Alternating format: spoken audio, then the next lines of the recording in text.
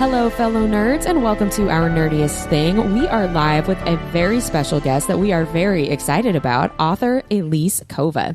Elise is a USA Today best-selling author.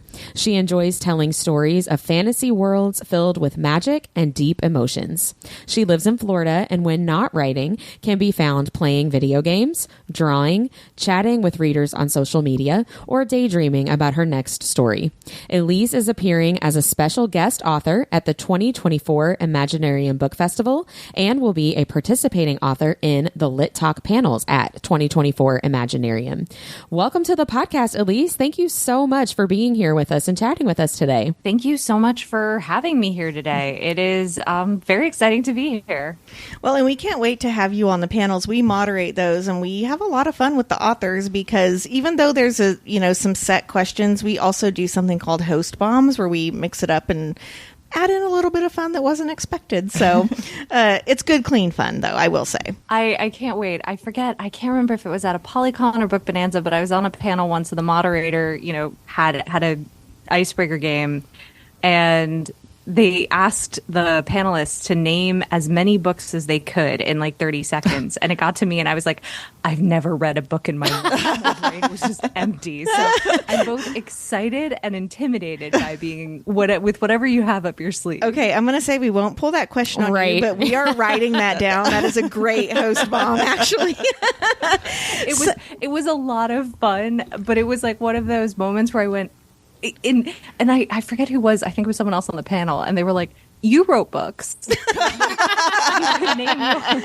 I mean, you've wrote a lot of books too. So yeah, I think if we do it, we have to say you can't say your own books. Yeah. It has to be, but then that does make it really hard.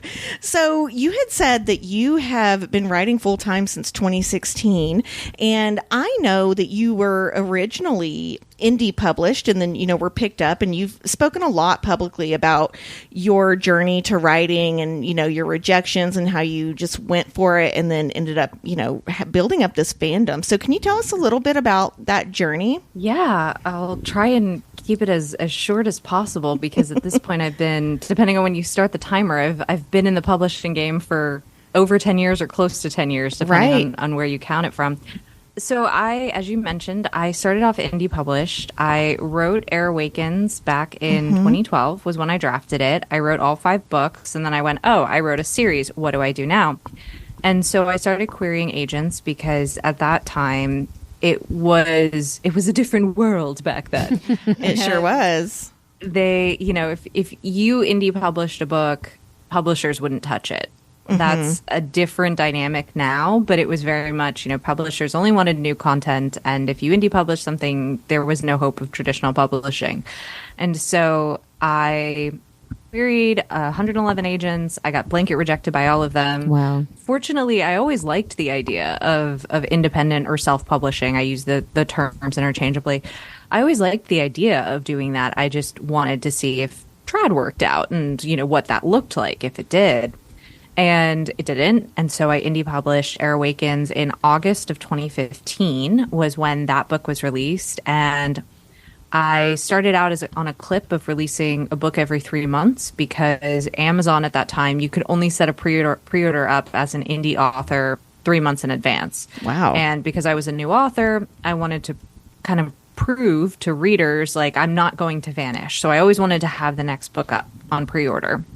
And I did that for a couple years. My sophomore series, The Loom Saga, I worked with a small press, which was a really great experience to kind of get my feet wet in the world of traditional publishing because with small press, I felt like I got a lot of insight into the nuts and bolts of how things work that maybe I wouldn't have had as clear insight into if I had gone right into a big house. Right. And I continued indie publishing. And as of the past year, I have a series picked up by Del Rey that will be coming out in the second half, I think is kind of when it's slated for 25, and that's Arcana Academy. And to date, I have somewhere in the ballpark of 30 books published. I should know the number off the top of my head, but I always forget it. And then I can't when you get over 10, do you really have to keep count? Yeah. It really, it honestly feels like a lot like when you're growing up, when you're like 1 and then you hit 30. And then after 30, you're just kind of like, well, I'm not 30 and I'm not 40. So I'm somewhere between those two ages. Some of us are not 40 and not 50. So. Which is also just as good. Yeah, you just hit a point where you're like, I don't know. It's a number. It doesn't matter. Right. 100%. So you said that's the Arcana series. So I know that you have released 4 books in the Trial of Sorcerers series. And actually, An Era of Frost came out not too long ago. So can you tell us a little bit more about that series? It's your YA epic fantasy, which is one of our favorite genres. Yeah, that series is set in my Air Awakens world, which I now have 4 series set in that world. So you have Air Awakens, Golden Guard Trilogy. Before anyone panics if they were curious about picking it up, no, you don't have to read the other 13 books to enjoy Trial. That's good news. Yeah. I intentionally have tried to write every series in the Air Awakens universe in a way that you can start with any of the series and they stand on their own. So it's not like you're missing out on something if you only read one series and that's it. But if you do read the other series, and depending on the order you read them in, you'll get just a different reading experience. And yes, everyone's worried about spoilers, but it's one of those things that I tell people of the spoilers are such of like, okay, the bad guys lose, the good guys win, and the main couple gets together at the end. Like, spoilers, but are they? Are they really? But A Trial of Sorcerers has been a ton of fun to write. It's YA, action, adventure. It's got slow burn romance. It's got an accidental love triangle. I call it accidental because I did not intend on writing that, but my parents were apparently like, what if we hear us out? A love triangle. And I'm like, gosh darn it. It just works so well, though.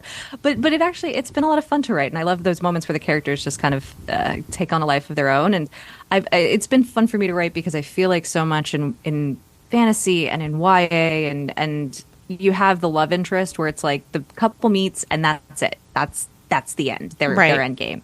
And I've had a lot of fun sort of writing this because I haven't, at least I don't think, and it's up to the readers to decide, but I haven't a love triangle, but it's more of what I think a lot of my friends experienced of sometimes you're dating more than one person at a time, and it's not scandalous. You're not committed to any one individual.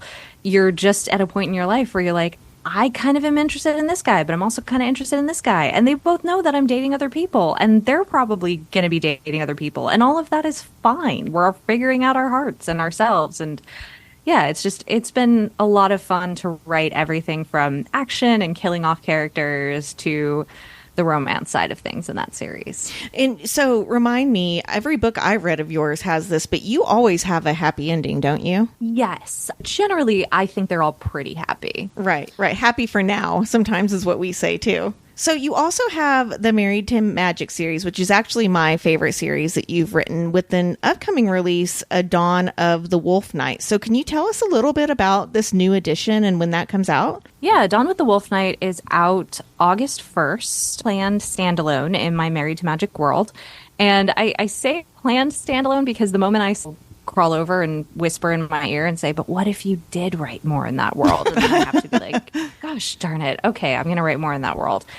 And this is the last one that I know for sure I'm going to write that I can commit to my readers. And I'm really excited about this one because when I wrote A Deal with the Elf King to start this world, I got a lot of the same vibes from A Dawn with the Wolf Knight, and I like to feel like I end my series, or in this case, again, a world of standalones, on a high note. And I really think I achieved that, and it's a lot of fun, I think, in a novel. You got falling in love with your protector, and you have deep female friendships and some fun magic systems that I played with, and I'm really excited for this one to be out for sure. Do you think you'll ever write anything outside of the YA genre, like new adult or adult even? Well, so Married to Magic actually kind of straddles that older YA adult line. And that series, I kind of feel like it leans more into the new adult territory. I think new adult is a really weird genre, and I don't mean that in a bad way. But it's hard for me to define the new adult genre, and a lot of the genre definitions are nebulous to begin with. Right. But I feel like when you say new adult, that implies to the average reader, at least the impression that I get, is that it is very high heat. Right. And I don't tend to write super high heat.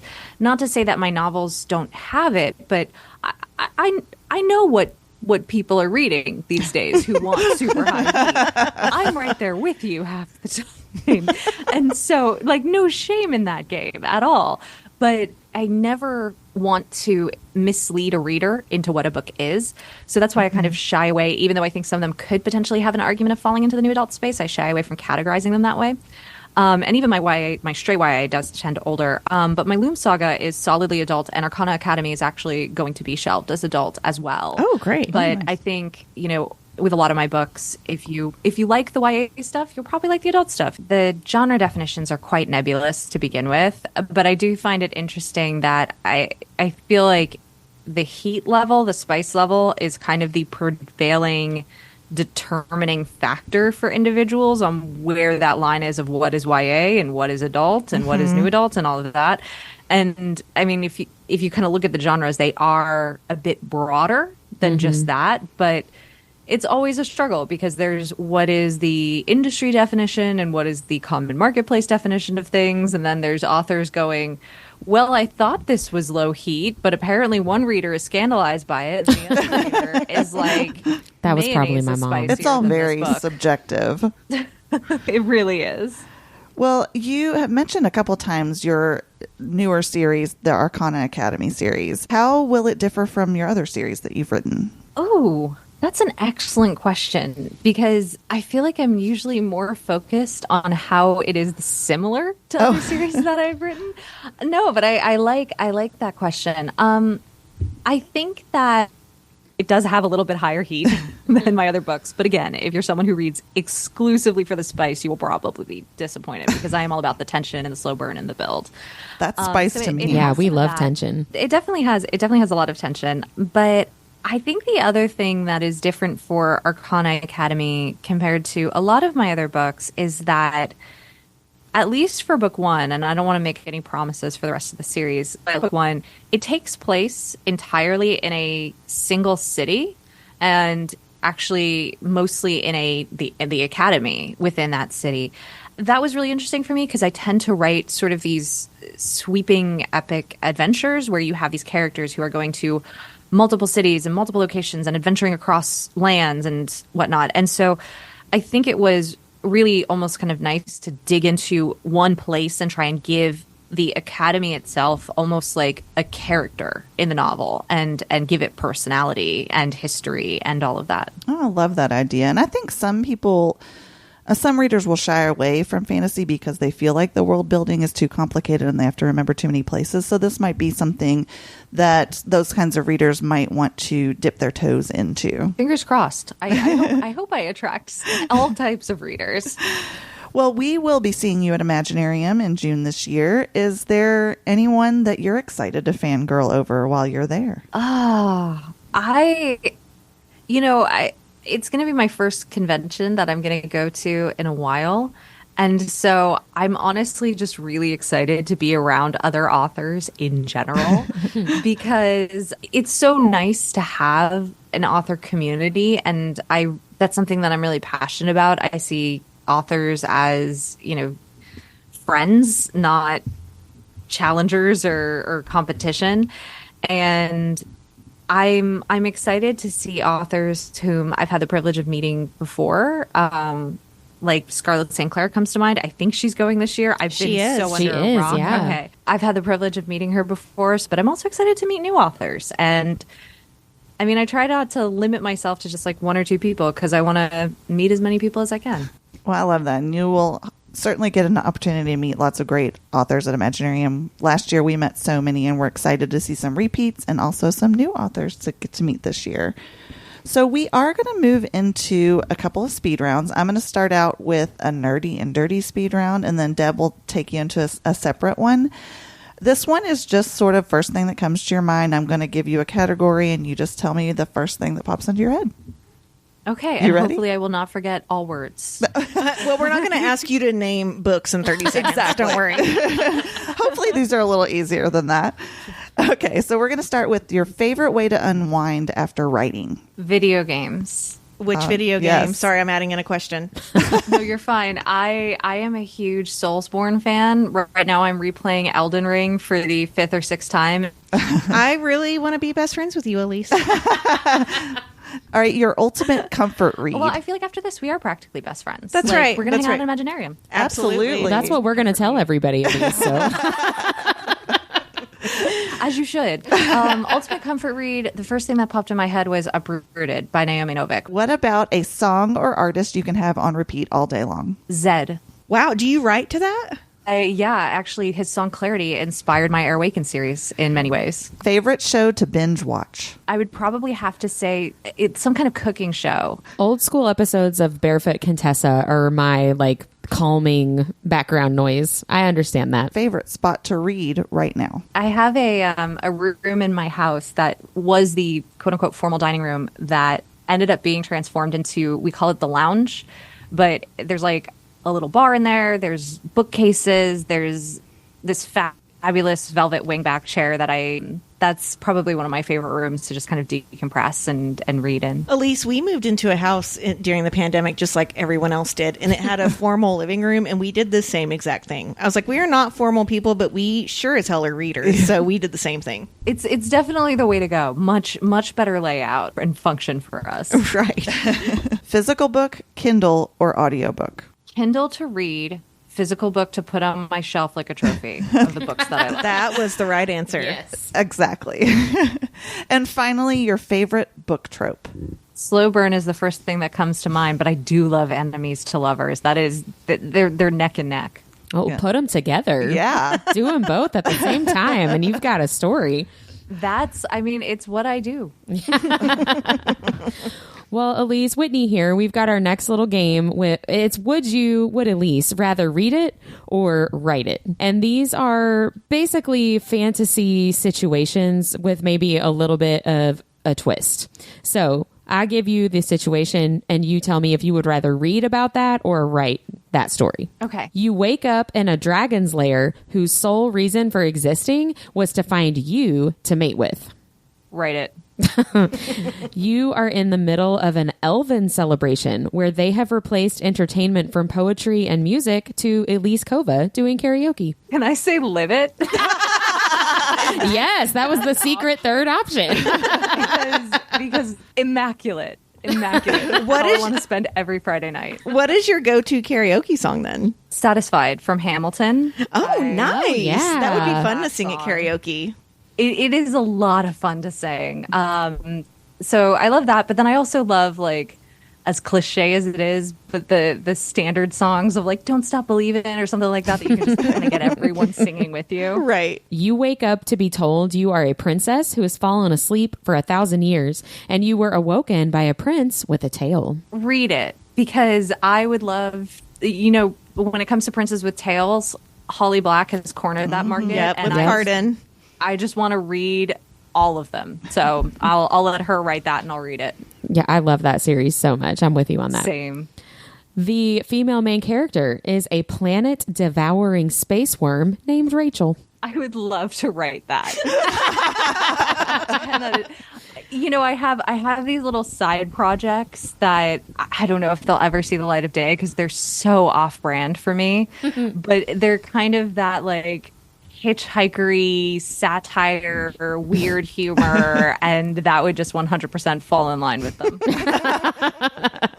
And then last but not least, a paranormal thriller where the antagonist is one specific bee that can buzz sinister subliminal messages to you while you sleep.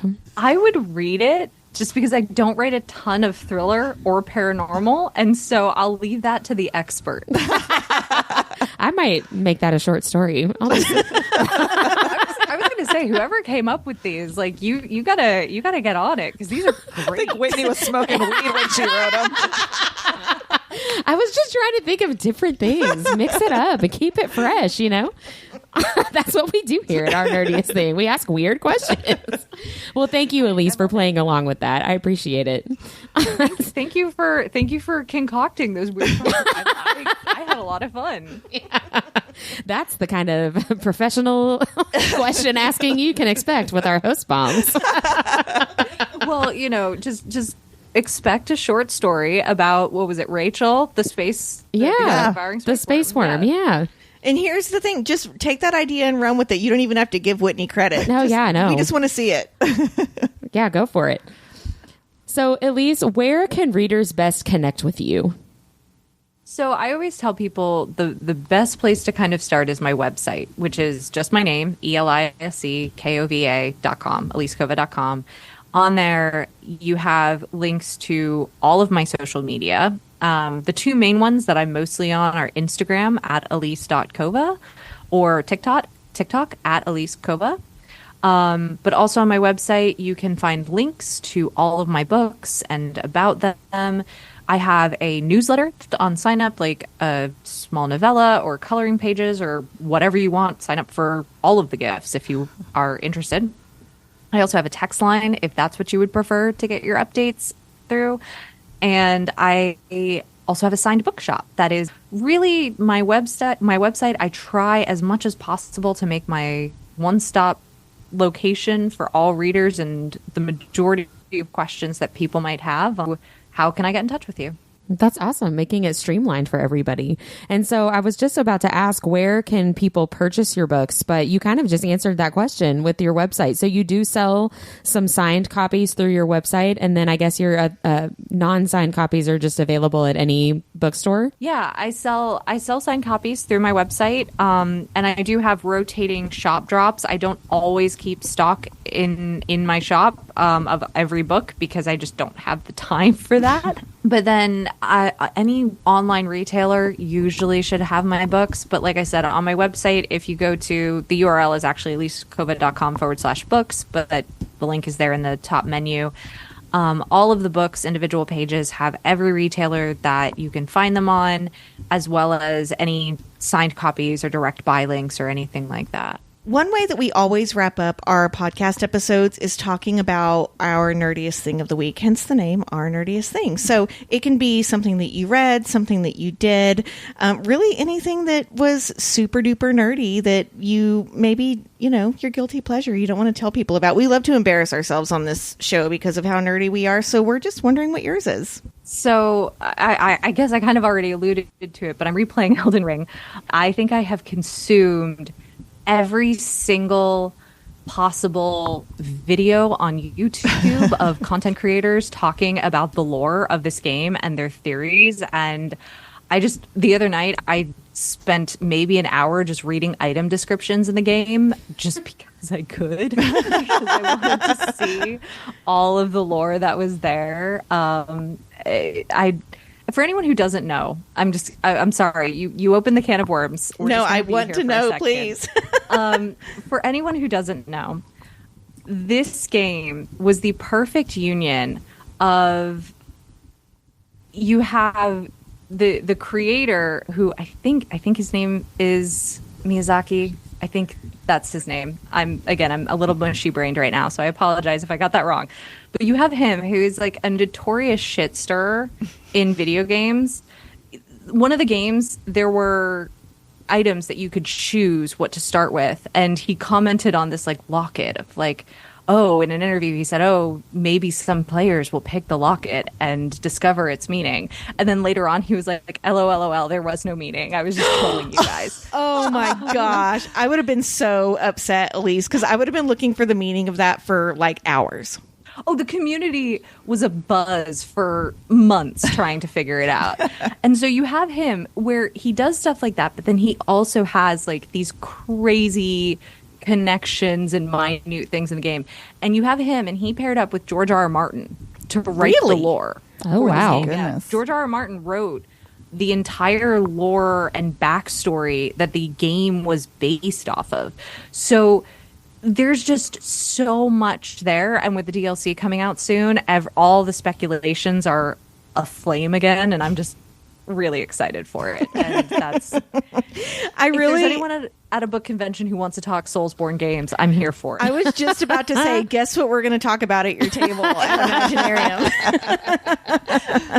You'll have a line 50 deep and we'll be like, sorry, we're discussing theories about this game. Yeah, I'm sorry. If, you're not in on is Mikola and Melina the same character, if you're not at that level, you can't come up. No, I'm just kidding. You can't sit with us.